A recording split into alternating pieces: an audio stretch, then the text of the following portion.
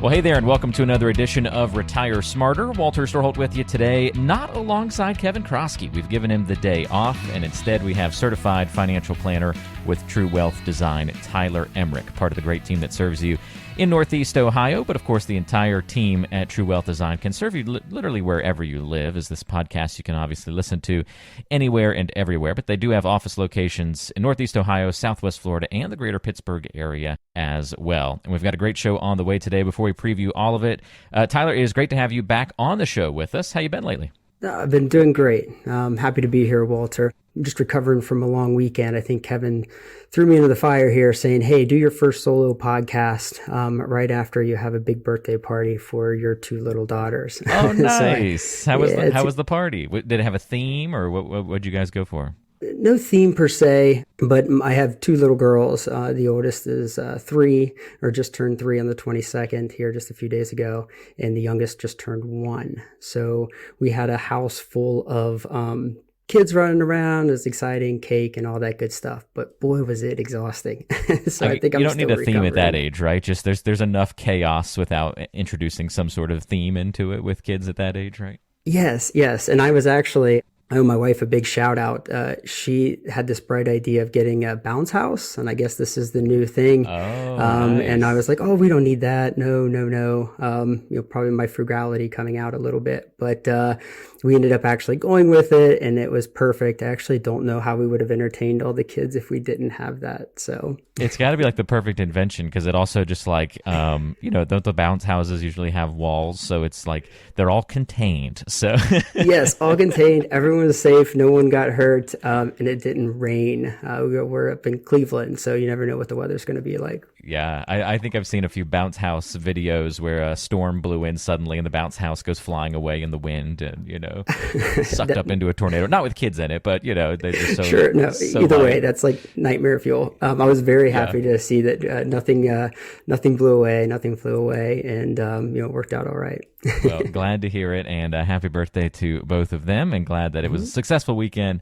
And thanks for taking some time out of your recovery to join us here on the show and give Kevin a week off. I'm looking forward to your topics. So Tyler gave me a little bit of a preview of what we're going to be talking about. And, we live in a culture, Tyler, of mind hacking, you know what I mean? Like life hacks and trying to look for shortcuts and doing more with less. And sometimes those things are, I think, born out of good spirit. But it sounds like your topic today and what you want to really dive into is being a little bit wary of taking some of those mindset shortcuts, being aware of our behavior as it relates to investing, finances, saving, retirement, and that world, and look at some of the places where people can go a little bit too far in the shortcut realm.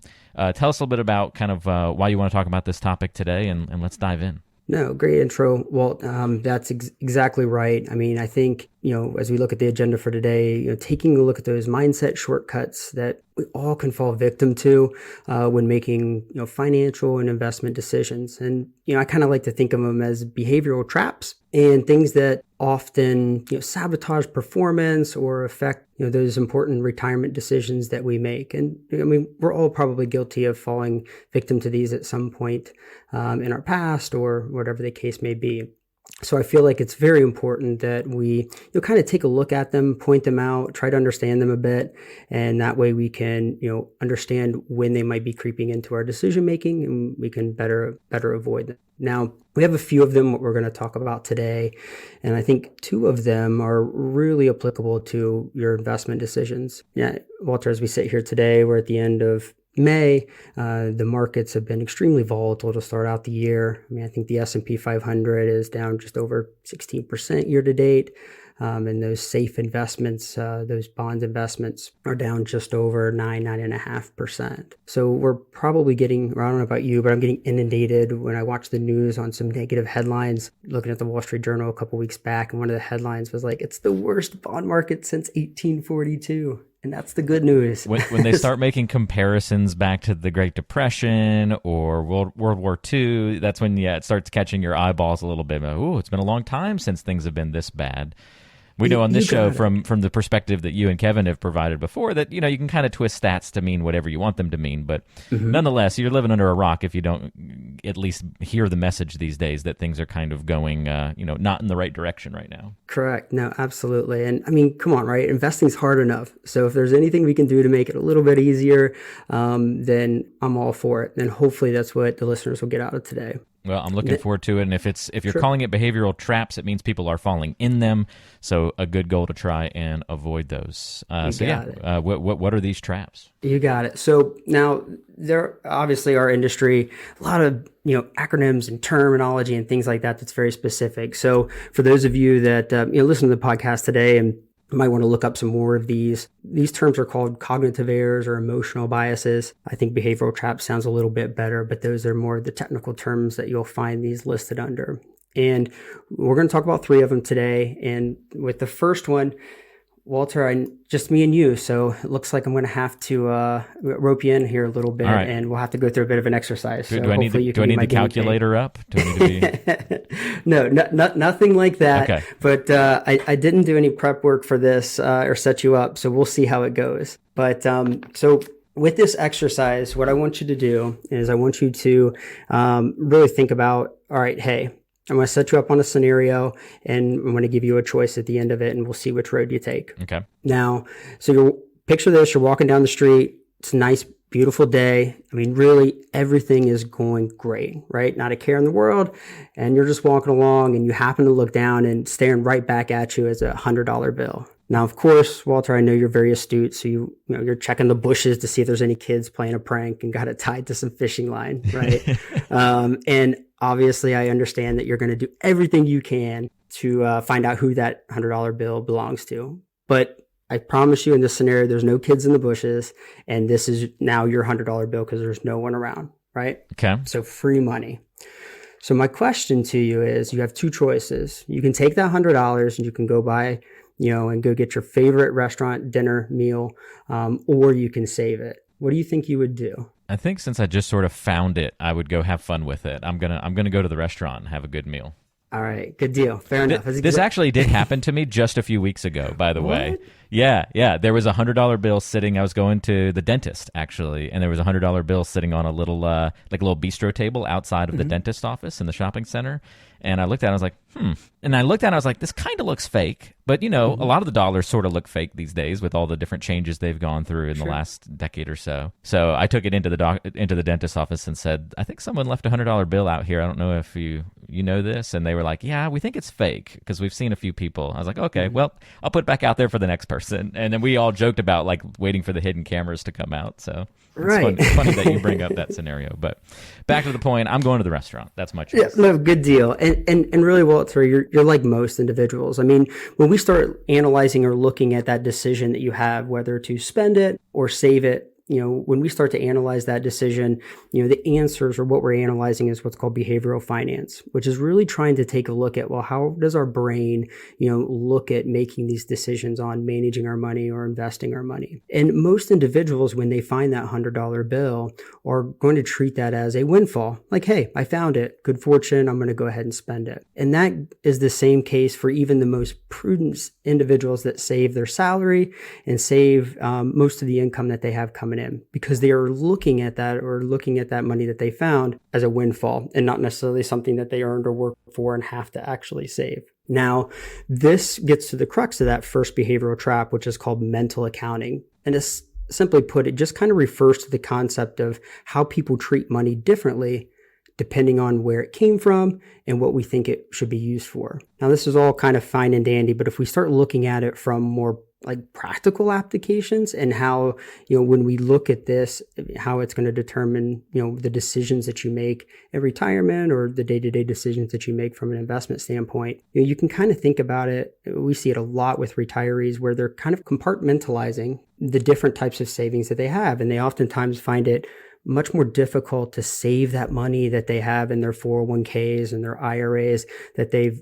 built up over the years, and much, much easier to spend things like Social Security or those pension plans that are coming in on a day in and out basis. And, maybe another way you can kind of think about it would be, hey, you've done a great job saving. You have a good amount in your savings account. It's not really earning much right now, but you might have a car loan out there, or you have other outstanding debt that have higher interest rate, right? But you still look at that savings account as your nest egg, and even though you might have ample saved back, you're very reluctant to use it to kind of pay off that debt. Right. And the same thing goes when you start looking at that decision on, well, hey, when do I want to take my Social Security? Do I want to take it early? Do I want to wait? Do I want to take it as soon as I retire?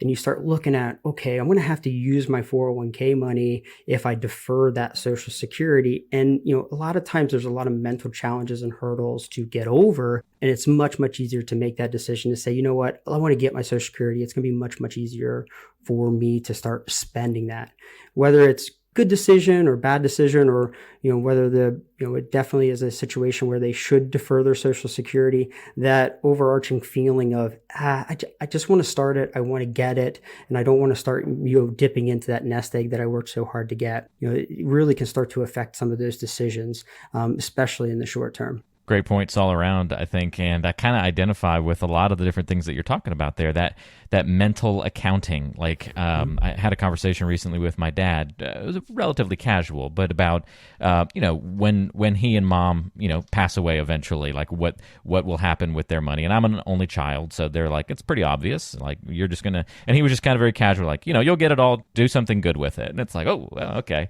But already in my mind, I'm like, okay, well, I would treat those dollars differently than I would any other dollars. Like I'm already assigning some like emotional value to them. And so it's kind of interesting to see that play out. And then even from the debt side, you were talking about, like, you can look at maybe credit card debt or, car loan or the mortgage. And like, I don't know, there's different emotional reactions to paying down some of those versus others. And it's not always the most logical financial one that you should pay down first. Like, if I see that I can get the mortgage down below like some $100,000 benchmark, it's like, ooh, that's going to be emotionally really cool to see that first number go from, I don't know, a 3 to a 2 or something like that. Right. No, absolutely. I mean, I agree wholeheartedly. And first off, it's good that you're talking to your family member about that transition of wealth and, kind of looking into it and sharing that to make sure, all parties are, involved and understand how that kind of works. But when you start categorizing or again, doing that mental accounting, it doesn't necessarily mean that it's has to change every decision that you make, but more so having that awareness around it and having the choice or giving yourself the choice to say, you know what, hey, this might be the, maximizing decision from a financial standpoint, but emotionally, I'm fine kind of giving up X, Y, or Z. And that's really the point, right? And the awareness of that, hey, we can fall into that, and being aware of it will maybe not change our behavior. Some cases it probably will, but if it doesn't, that's okay. But being aware of it so you know what you're giving up or not, I think is extremely, valuable and important. Certainly makes a lot of sense. So that's the mental accounting aspect. Any more on that one? Or are we ready for another behavioral track? No, I think we'll go ahead and move on to number 2. And no test here. Probably the way that I'd like to introduce this one, or the way I am going to introduce it, we'll see how it goes. I'm going to give you quite now a you bit find of leeway. $1,000 instead of $100. What do you do? Right. What's that trade-off look like? Yeah. But so for the next one, Walter, I'd probably like to bring you in on this one as well and get you to think. And I'm going to probably introduce it just through a very simple, easy question. And I'm going to put you in a scenario, in the situation where you have to buy a house right now. I know you might not be looking, but if I told you, hey, you have to move your family, you're going to have to go into a new house, give me a few things that kind of immediately pop into your mind when I tell you have to do something like that. Ooh, when you tell me I have to, I get a little nervous because of higher interest rates compared to what I was paying, and that increase. I start thinking a little bit about market timing of like, ooh, housing market's at the top, and I don't know if I want to buy at the top. And then I start calculating all the costs. I don't know if we're moving across the country, but I start thinking about storage units and moving trucks and whether you hire movers. And I feel like that stress level sort of, increasing in this scenario as well. And like time is crunching together. I remember from previous moves, like everything starts to move really fast when you start tking about moving and buying and making decisions one after the other and that sort of thing. Walter, perfect answer, or at least you hit every point that I was hoping that you would say. It's a good deal. You're asking me easier questions than Kevin usually gives me, so this is great.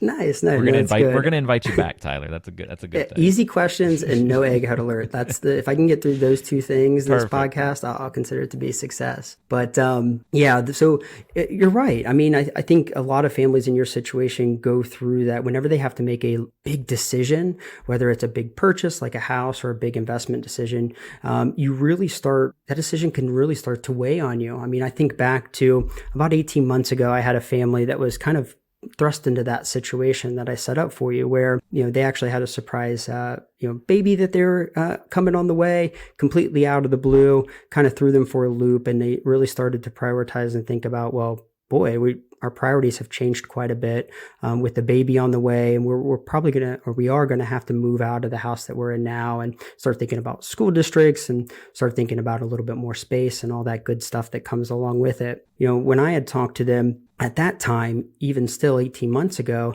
a lot of those same concerns were expressed to me that you expressed today, right? Maybe not the interest rate one, but certainly where housing prices were going up, and they were wondering, hey, are we buying at the top? And how is this going to be the right time for us to kind of make that decision? And I mean, it was an extremely competitive market at that time as well. I mean, there were a lot of people bidding on the same house, and I distinctly remember having a conversation with the husband specifically, and he's like, I just don't want to regret this purchase or regret this decision. And when you start to think about it that way and you start getting those feelings of regret, you can start really funneling that decision on a lot of the negative. You can start thinking short term and maybe lose sight of that long term goal and things that you're trying to accomplish. And what we call that, or that's our next point, is called regret aversion. And that's when we basically look at a decision, whether it's an investment or a purchase, and we actually don't make any decision. In their case, they were going to stop putting offers in on houses. They were actually thinking about waiting and going to start up again in a year from when we were talking. And they were just like, you know what, we're just getting discouraged and we're done. And again, there was that fear for the husband, especially the fear of, is this going to be something I'm going to regret down the road? Am I going to find that perfect house?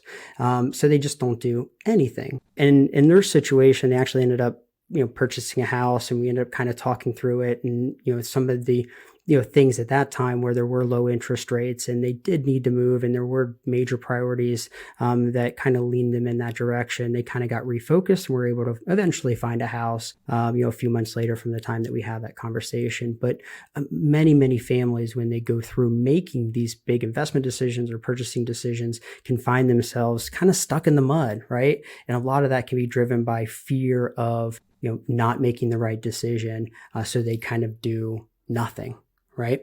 Yeah, I think I've heard that as like paralysis by analysis. Sure. Something in that vein, maybe.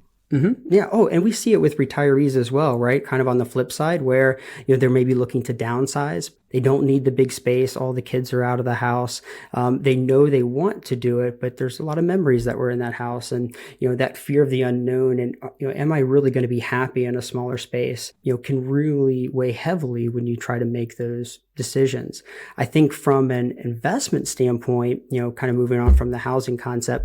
But when you think about a market where it has a lot of volatility or a lot of fluctuations, I hear often that, hey, I haven't even looked at my accounts. I don't want to know how much I'm down. And, when we start making those decisions, yes, if not looking at your account as part of your investment process, right? Hey, I'm not looking at it, but every 6 months or once a year and making changes then to kind of take the emotion out of it. Hey, that's one thing. But if you're not looking at your accounts because your, fear of seeing that big down or pullback or seeing where the actual balance is, well, then it's, now we're making our decisions based off fear and emotion and not really looking at it from a logical standpoint of, okay, I might be down, but how can I approach my decision on, should these be the investments that I want to continue to hold? And am I in the right place, as I looking forward 6 months or 12 months or 18 months down the road? Great thoughts there, Tyler. Thanks for your perspective on that. By the way, if you have any questions as we go through the show today for Tyler or Kevin, or want to talk to a certified financial planner and an experienced advisor on the True Wealth team, you can go to truewealthdesign.com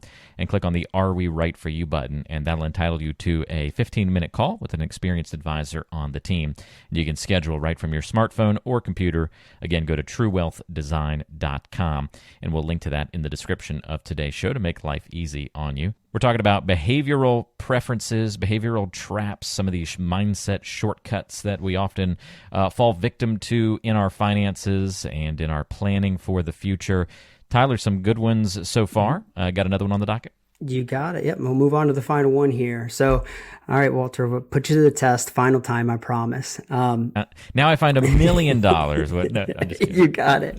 I don't know if you're going to like this test one as much, but we'll see. Okay. So I'm going to walk you through a little bit of an experiment and essentially going to give you the option to either take a bet or not. Okay. And it's based off of a simple game. It's just going to be a coin flip, right? So if I offered you a chance to say, all right, I'm going to flip a coin. If it lands on tails, I'll give you $50. Or if it lands on heads, you give me $100. Would you play? I don't really like those odds or the payoff.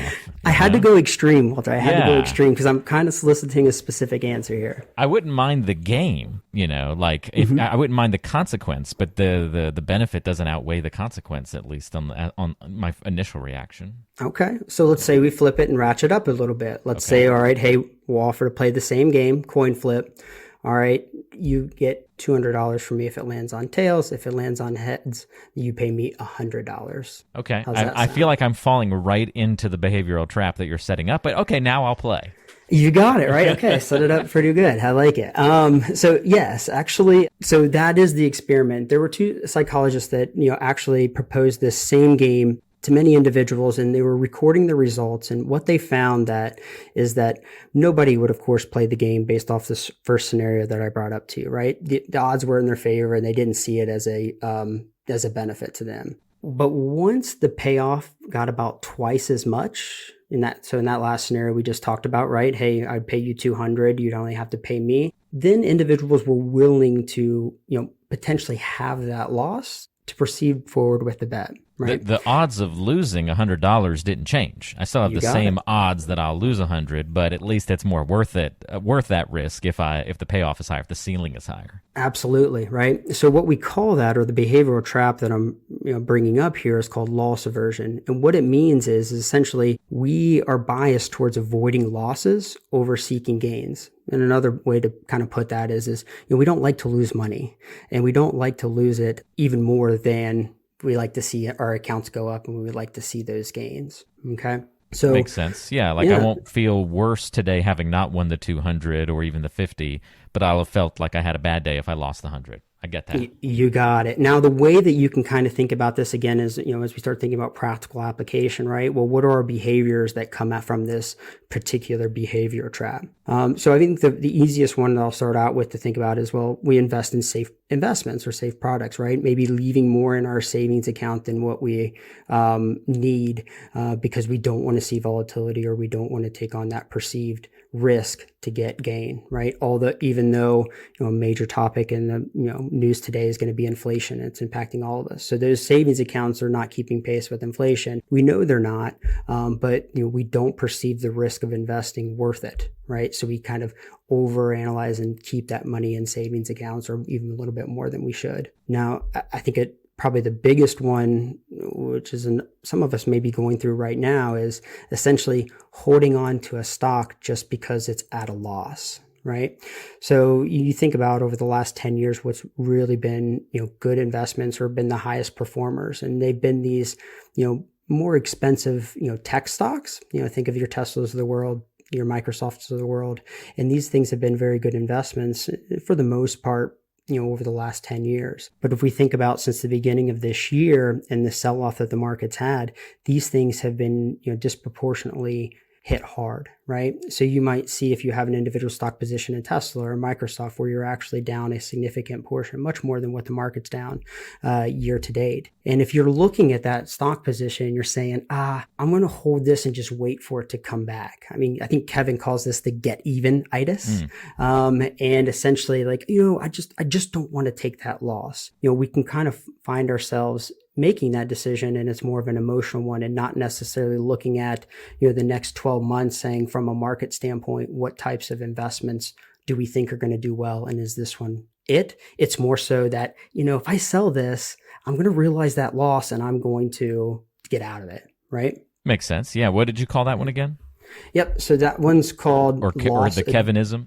the Kevinism. Okay. Yeah. So get-even-itis. Get-even-itis. Okay. I like it. Right. Yeah. And it doesn't have to necessarily be from a single stock position either, right? You can think of it from an overall portfolio view as well. I mean, I think when we go through volatile times like this, some families can, find it hard to maybe make change because, they don't know, or they don't want to lock in losses, or, they just don't want to make big changes when we have a lot of volatility in the market. And that's okay as long as you have a plan around that and you feel comfortable with the investments that you have and say, you know what, these are the ones that are going to put me in the best position going forward. It doesn't matter what they have done over the last 6 months. And yes, I understand they're down, but more so these are where I want my money to be, as I look 6 months, 12 months, 18 months down the road, and you feel comfortable with that, right? Because what's happened in the past, I mean, it's not going to tell us what's going to happen, in the future. So again, taking that emotion out of it, I think can be extremely valuable as you, are looking at your investments, whether it be a single stock position or your overall portfolio, and making changes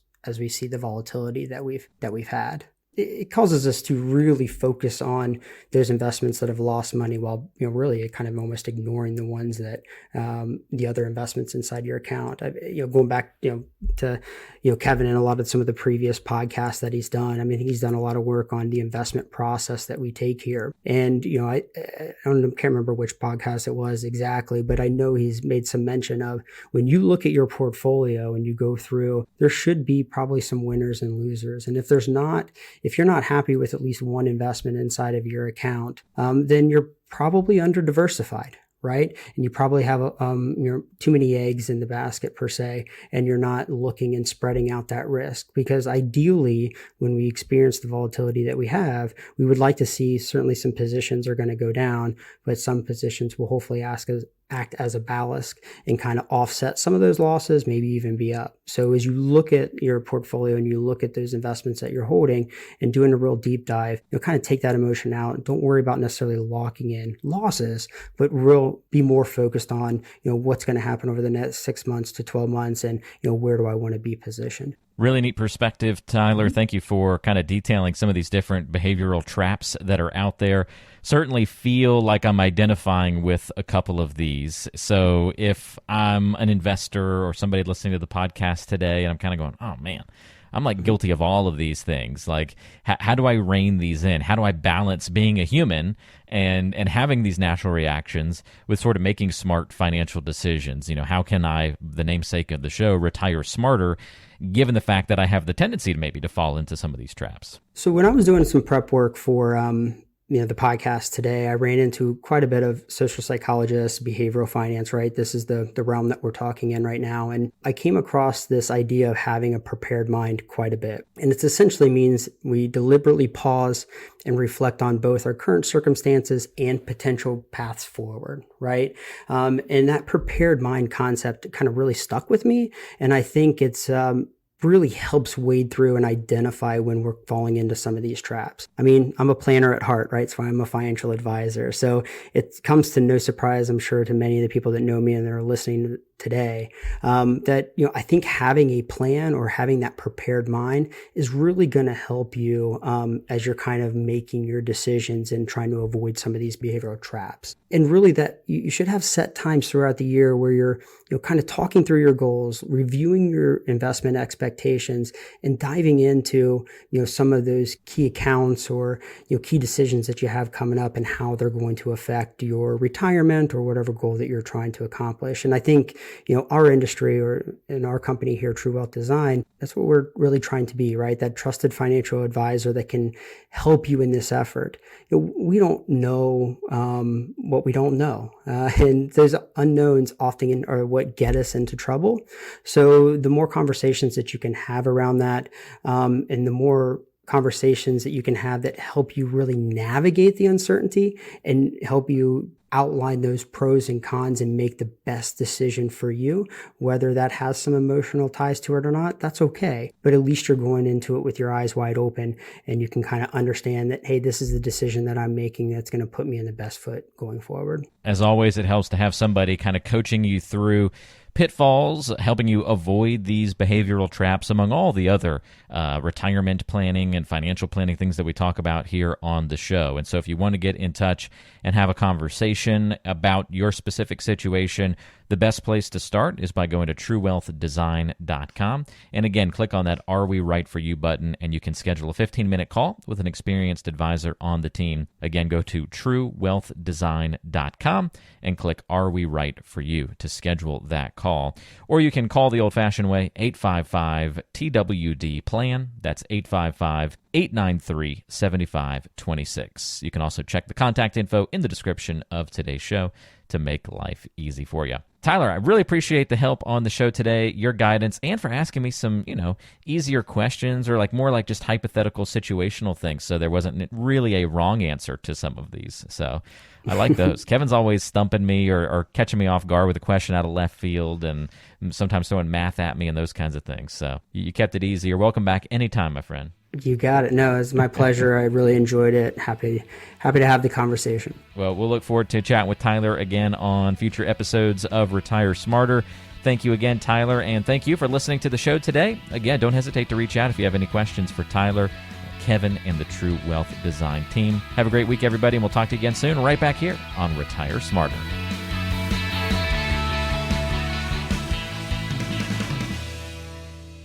Information provided is for informational purposes only and does not constitute investment, tax, or legal advice. Information is obtained from sources that are deemed to be reliable, but their accurateness and completeness cannot be guaranteed. All performance reference is historical and not an indication of future results. Benchmark indices are hypothetical and do not include any investment fees.